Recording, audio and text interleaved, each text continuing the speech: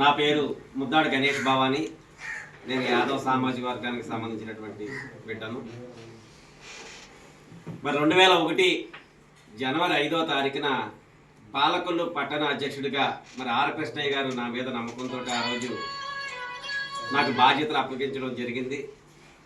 మరి ఆ రోజు నుంచి ఈ రోజు వరకు నియోజకవర్గ అధ్యక్షుడిగా, డివిజన్ అధ్యక్షుడిగా, జిల్లా అధ్యక్షుడిగా, రాష్ట్ర ప్రధాన కార్యదర్శిగా, మరి ప్రచార కమిటీ రాష్ట్ర చైర్మన్గా, రాష్ట్ర వర్కింగ్ ప్రెసిడెంట్గా, మరి నేడు రాష్ట్ర అధ్యక్షుడిగా మీ ముందు ఉండి నేను మాట్లాడగలుగుతున్నానంటే మరి ఆర్ కృష్ణన్న గారి ఆశీస్సులు, అలాగే 139 కుటుంబ సభ్యుల ఆశీస్సులతోటి నేను ఈరోజు ఈ స్థాయిలో ఉన్నానని సవినయంగా విన్నవించుకుంటూ ఉన్నాను.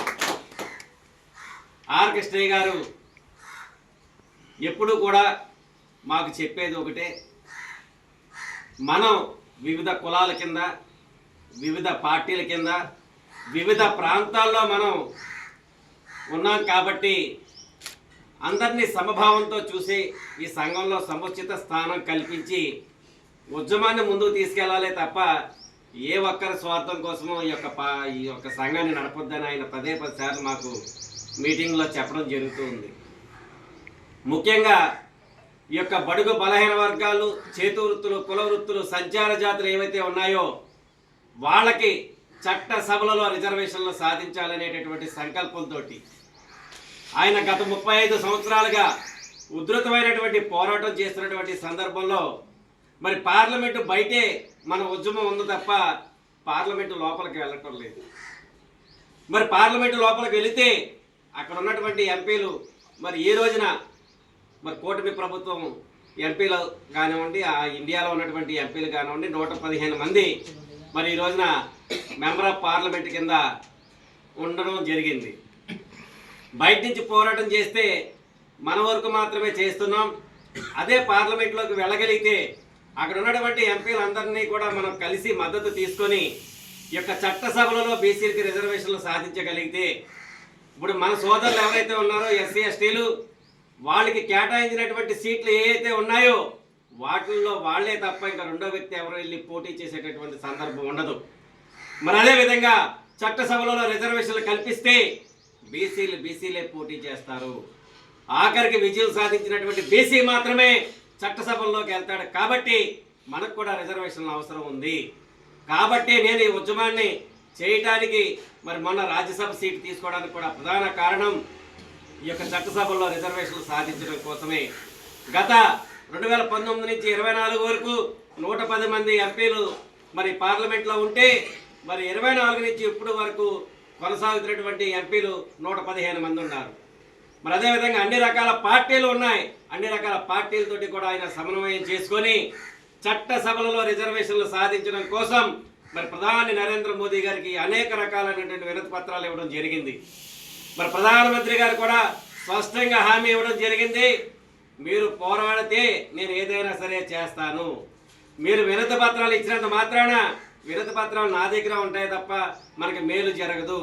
మీరు ఉవ్వెత్తినటువంటి ఉద్యమం చేస్తే జాట్లకి అలాగే కాపులకి మేము ఎలాగైతే రిజర్వేషన్లు ఈడబ్ల్యూఎస్ రిజర్వేషన్లు కల్పించామో ఆ రకంగా మేము మీకు ప్రత్యేకమైనటువంటి రిజర్వేషన్లు కల్పించి చట్టసభల్లో అవకాశం కల్పించే వెసులుబాటు నేను ప్రధానమంత్రిగా ఉన్నాను కాబట్టి, బీసీగా ఉన్నాను కాబట్టి నేను చేసి పెడతానని వారు మాట ఇవ్వడం జరిగింది.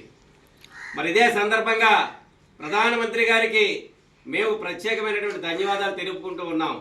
ఎందువల్లంటే మరి ఈ యొక్క భారతదేశంలో 2675 బీసీ కులాలు ఉన్నాయి. మన రాష్ట్రానికి వచ్చేటప్పటికి 139 బీసీ కులాలు ఉన్నాయి. మన బీసీ కులాల్లో మన జనాభా ఎంత, మన వాటా ఎంత అంటే ఎవరు కూడా లెక్కలు చెప్పలేనటువంటి పరిస్థితి. ప్రభుత్వాల దగ్గర కూడా లెక్కలు లేనటువంటి పరిస్థితి. ఏదో సూచనప్రాయంగా మేమింతమంది ఉన్నామంటే మేమింతమంది ఉన్నామని చెప్పుకోవడమే తప్ప వాస్తవ రూపానికి వచ్చేటప్పటికి ఎవరు ఎంత జనాభా ఉన్నారు, ఏ కులంలో ఎంతమంది పుట్టారనేటటువంటి లెక్కలు మాత్రం ఇంతవరకు లేవు. కాబట్టి మరి ప్రధాని నరేంద్ర మోదీ గారు జనగణనలో కులగణన కూడా చేయాలని చెప్పేసి ఆయన తీర్మానం చేయడం మరి యొక్క సమావేశం ద్వారా ప్రధానమంత్రి గారికి కృతజ్ఞతలు, అభినందనలు తెలియజేసుకుంటూ ఉన్నాం. ఎందుకంటే ఈ యొక్క భారతదేశంలో పులులు ఎన్ని ఉన్నాయి, కుక్కలు ఎన్ని ఉన్నాయి, పశువులు ఎన్ని ఉన్నాయి, ఆఖరికి పందులు ఎన్ని ఉన్నాయో లెక్కలు ఉన్నాయి తప్ప ఈ ప్రభుత్వాల దగ్గర ఈ బీసీ కులాల్లో పుట్టినటువంటి మనం ఏ కులంలో ఎంతమంది ఉన్నామో కూడా తెలియని పరిస్థితిలో బతుకుతున్నామంటే అసలు మనం ఈ యొక్క దేశానికి ఈ యొక్క ప్రపంచానికే నాగరికత నేర్పినటువంటి కులాలు ఈ బీసీ కులాలు. కట్టుబట్ట కానించి మరి ప్రతి చేతి వృత్తి చేసేటటువంటి యొక్క బడుగు బలహీన వర్గాలకు మరి ఎందుకు మీరు లెక్కలు తీయటం లేదు? ఈ యొక్క లెక్కలు తీయడం వల్ల ప్రతి ఒక్క కులం నుంచి కూడా నాయకులు తయారవుతారు. ప్రతి ఒక్క నాయకుడిని మళ్ళీ అక్కడ ఎమ్మెల్యే ఎంపీలు చేయాలనేటువంటి దురుద్దేశంతో గత పాలకులందరూ కూడా నిర్లక్ష్యం చేసి మనల్ని పక్కదో పెట్టించేశారు తప్ప మరి నేడు ఒక ప్రధానమంత్రి మన బీసీ బిడ్డ ఉన్నాడు కాబట్టి దీని మీద లెక్కలు తీయమని ఆయన స్పష్టంగా ఆదేశాలు ఇవ్వడం జరిగింది. మరి అదేవిధంగా మన రాష్ట్రంలో కూడా నారా చంద్రబాబు నాయుడు గారి నాయకత్వంలో మరి ఈ జనగణనలో కులగణన కూడా చేయాలని చెప్పేసి తీర్మానం పెడితే ఆయన చాలా సానుకూలంగా స్పందించి మా తెలుగుదేశం పార్టీ మీ బీసీల వల్లే ఈ రోజున ఈ స్థాయిలో ఉంది, కంపల్సరీ నేను జనగణనలో కులగణన చేసి మీకు అండగా నిలబడతాననేటటువంటి మాట ఇవ్వడం జరిగింది. మరి అదేవిధంగా ఎన్నికల హామీలో మరి రక్షణ చట్టం బీసీఎల్ని ఒరే గొల్లోడా, ఒరే గౌడోడా, ఒరే ఈడుగోడా, ఒరే యాతోడా, ఒరే చాకలోడా, ఒరే మంగళోడా, ఒరే కుమ్మరోడా, ఒరే కమ్మరోడా అని పిలిచేటటువంటి పరిస్థితి లేకుండా ఎవరినైనా సరే కులం పేరుతో పిలిస్తే వాళ్ళ మీద కేసు పెట్టి మనం వాళ్ళని శిక్షించేటటువంటి రక్షణ చట్టం ఏదైతే ఉందో, ఎవరైతే ఈ యొక్క బడుగు బలహీన వర్గాల మీద దాడులు చేస్తున్నారో, ఈ బడుగు బలహీన వర్గాల్లో పుట్టినటువంటి పిల్లల్ని చెరిచేస్తున్నారో వాళ్ళందరి మీద కూడా యాక్షన్ తీసుకోవాలంటే రక్షణ చట్టం అవసరం. ఆ యొక్క రక్షణ చట్టాన్ని నేటి ముఖ్యమంత్రి చంద్రబాబు నాయుడు గారు మరి ఎన్నికల హామీలో బీసీ రక్షణ చట్టం ఏర్పాటు చేస్తానని చెప్పడం జరిగింది. మరి అదేవిధంగా కుల వృత్తులు, చేతి వృత్తులు, సంచార జాతులు పడుతున్నటువంటి బాధల్ని చూసి ఈ యొక్క బడుగు బలహీన వర్గాలు ఏవైతే ఉన్నాయో వీళ్ళకి 50 సంవత్సరాలు వచ్చేటప్పటికి రెక్కలు ముక్కలు చేసుకొని కష్టపడి కాయ కష్టం చేసుకున్నటువంటి కుటుంబాలు 50 సంవత్సరాలు వచ్చేటప్పటికి వీళ్ళు పనిచేయలేనటువంటి పరిస్థితిలో ఉంటున్నారు. మరి ఇటువంటి బిడ్డలందరికీ కూడా పెన్షన్ ఏర్పాటు చేయాలనేటటువంటి సదుద్దేశంతో ఆయన ఆలోచన చేయడం కూడా చాలా హర్షించదగ్గ విషయం. మరి అది కూడా ఈ 2 హామీలని కూడా వారు నెరవేరుస్తానని మనం మేము కలిసినప్పుడు కూడా వినతి పత్రం ఇచ్చినప్పుడు కూడా వారు చెప్పడం జరిగింది. ఈ సభాముఖంగా చంద్రబాబు నాయుడు గారికి విన్నవించుకునేది ఏంటంటే, అయ్యా మీరు ఇచ్చినటువంటి హామీలని వెంటనే అమలు చేసి మా బడుగు బలహీన వర్గాలకి అండగా నిలవాలని ఈ సమావేశం ద్వారా మరొక్కసారి ముఖ్యమంత్రి వర్యుల్ని కోరుకుంటూ ఉన్నాం. మరి అదేవిధంగా ఈ యొక్క రాష్ట్రంలో మరి ఏ ప్రాంతంలో పుట్టినా ఏ కులంలో పుట్టినా సరే ఈ యొక్క ఆర్ కృష్ణయ్య జాతీయ బీసీ సంక్షేమ సంఘంలో సభ్యులుగా కానివ్వండి, నాయకులుగా కానివ్వండి తయారవడానికి మరి మేము ప్రతి మండలం నుంచి, ప్రతి నియోజకవర్గం నుంచి, ప్రతి డివిజన్ నుంచి, ప్రతి జిల్లా నుంచి రాష్ట్ర స్థాయి దాకా మరి ప్రతి ఒక్కరికి కూడా సముచిత స్థానం కల్పించి మరి 139 కులాన్ని కూడా ఒక వేదిక మీద కూర్చోబెట్టడానికి మేము కంకణబద్దులయ్యి ఈ రోజున రాష్ట్ర వ్యాప్తంగా పర్యటిస్తున్నాం. మరి అదేవిధంగా 175 నియోజకవర్గాల్లోనూ 26 జిల్లాల్లో కూడా నూతన కమిటీలు నిర్మాణంలో భాగంగా మరి ఈ రోజున కృష్ణా జిల్లాకు ఇచ్చేయడం జరిగింది.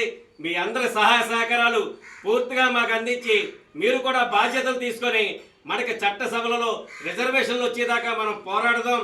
రిజర్వేషన్లు వచ్చిన రోజునే మనకి స్వతంత్రం వచ్చిందని ఈ సందర్భంగా తెలియజేస్తూ ఉన్నాను. మరి అదేవిధంగా స్థానిక సంస్థల రిజర్వేషన్లు వచ్చేటప్పటికీ మరి చెట్ల చాటున, పుట్ల చాటున, కాలువ గట్ల మీద సంచార జీవితాలు గడుపుతున్నటువంటి మరి ఈ యొక్క బీసీలకి మరి స్థానిక సంస్థల్లో 34% ఉన్నటువంటి రిజర్వేషన్లను గత ప్రభుత్వం 24% తగ్గించేసింది. దానివల్ల ఈ యొక్క రాష్ట్రంలో 18,000 మంది బీసీ ప్రజాప్రతినిధులుగా తయారవలసినటువంటి బడుగు బలహీన వర్గాల బిడ్డలకు అన్యాయం జరిగింది. మరి దాన్ని ఈ రోజున ముఖ్యమంత్రి చంద్రబాబు నాయుడు గారు 34% చేసి నేను దాన్ని చట్టబద్ధత చేస్తానని హామీ ఇవ్వడం జరిగింది. వారిని కూడా మేము కోరాం, 42% చేయండి అయ్యా. మరి అదేవిధంగా సంచార జాతులకు కూడా 10% రిజర్వేషన్లు కల్పించి మొత్తం 52% మీరు చట్టబద్ధత కల్పించి యొక్క బడుగు బలహీన వర్గాలకు అండగా నిలబడమని కోరడం జరిగింది. ఎప్పుడైతే అది జరుగుతుందో, ఎప్పుడైతే అది జరిగేలాగా మనం చేసుకుంటామో ప్రతి ఒక్క కులం కూడా మరి పంచాయతీ వార్డు నెంబర్ కూడా ఖాళీ అయినటువంటి కులాలు 105 కులాలు ఉన్నాయి మనలో.